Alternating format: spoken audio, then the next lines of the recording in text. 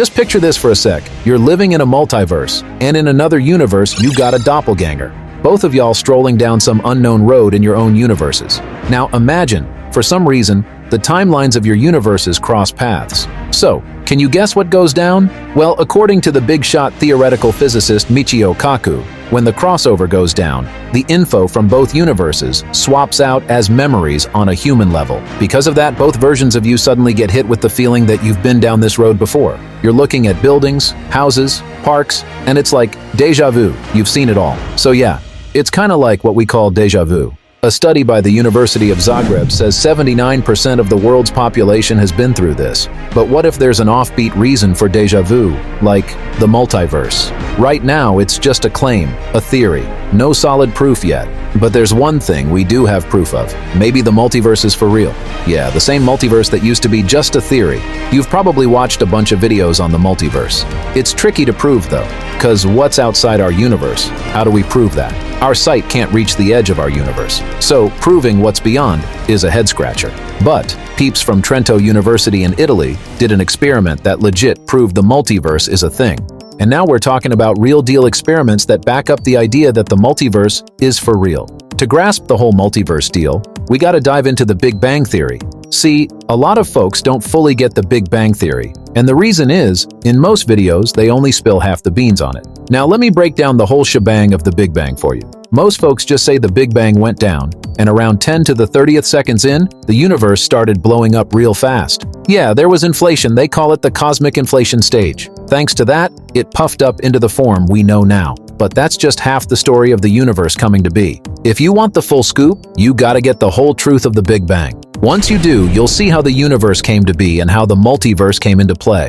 Cosmologists spill the beans that right before the Big Bang, all the energy we know was packed into one spot. That spot was like a ticking time bomb, super unstable. Then, in one big shock, kaboom, it exploded into the Big Bang. Whether you call it an explosion or a speedy space expansion, it's the same deal. I'm sticking with explosion for simplicity. Just so you know, space was stretching out like crazy here. Right after the Big Bang, our universe wasn't cooked up yet. The only thing stretching out was space. The universe needed some time to cook up. Anyhow, after the Big Bang, all the energy packed into that tiny spot started spreading out evenly in this blowing up space. Alright, check this out. How do we know all this?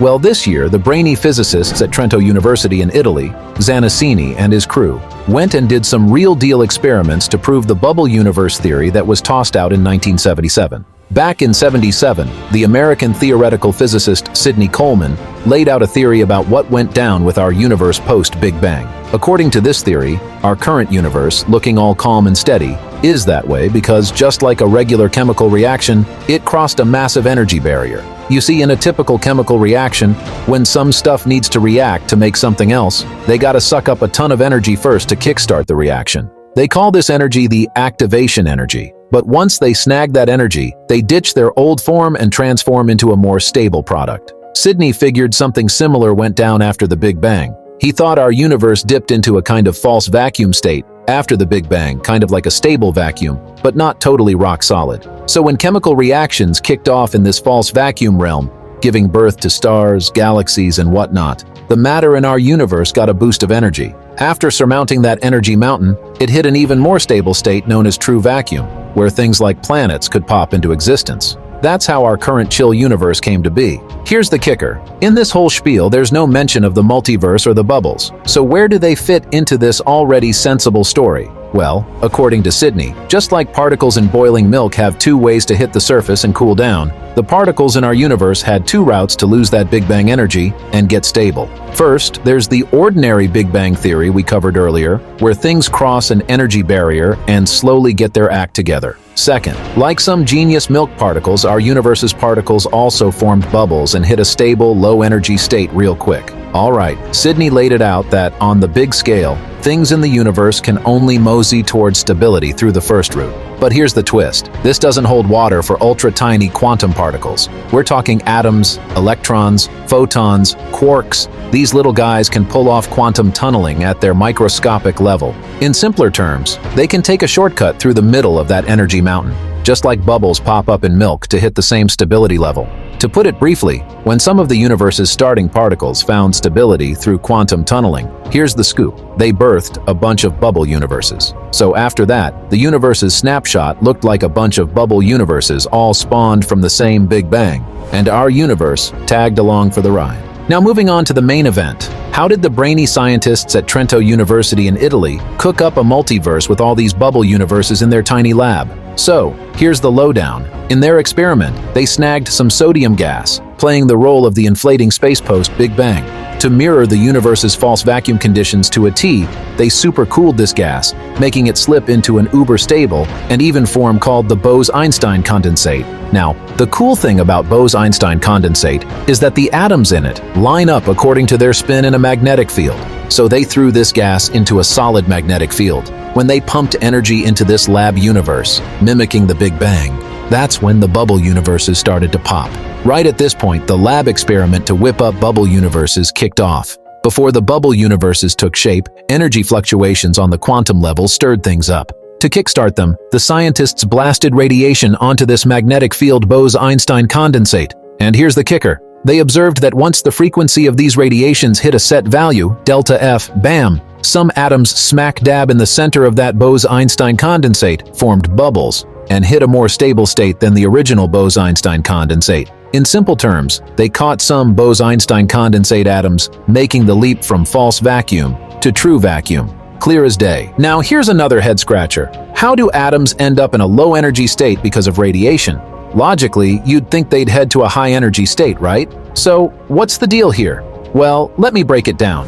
In this lab-made multiverse, the whole game revolves around the magnetic field that the scientists set up from the get-go. Let's dive into the nitty-gritty. Imagine you plunk a small magnet in the middle of a big magnet. What happens? The small magnet, with no fuss, aligns itself with the big one, becoming a part of it and hitting stability. But now, picture this. We pump energy into it and make it spin the opposite way. What goes down? At first, it resists because it's going against its natural vibe, following Newton's first law of motion. But once you flip it completely, it lines up in the opposite direction of the big magnet, now forming two smaller magnets. So, when the scientists hit it with radiation energy, some of its atoms magnetically flipped and landed in an even more stable state, but grouped up in small bubbles. That's how they laid down the proof in this experiment. The inflating space shifts from a false vacuum to a true vacuum in the form of bubbles. And in this process, those bubbles turn into individual universes. But now, the million-dollar question: is this really a slam dunk proof of a multiverse? Well, if you put on your critical thinking cap, maybe not. There's a fundamental gap in this experiment. See, we got the scoop on what went down during the Big Bang from the cosmic microwave background, the remnants of the afterglow. But in that same cosmic microwavy background radiation, CMBR, we haven't unearthed any proof of other bubbly universes forming. What if the proof is hiding in the CMBR, and we're just not equipped to spot it? Recently, JWST data threw a curveball, claiming that the age of the universe calculated from our CMBR is off. The universe looks twice as old as we thought. Now, what's the deal with that data? Why do scientists believe the universe is twice as old? And why the recalculation of the universe's age? I'm diving deep into these questions in my next video. Until then, hit that subscribe button, drop a like before you go, and tell us in the comments what's buzzing in your brain about the multiverse.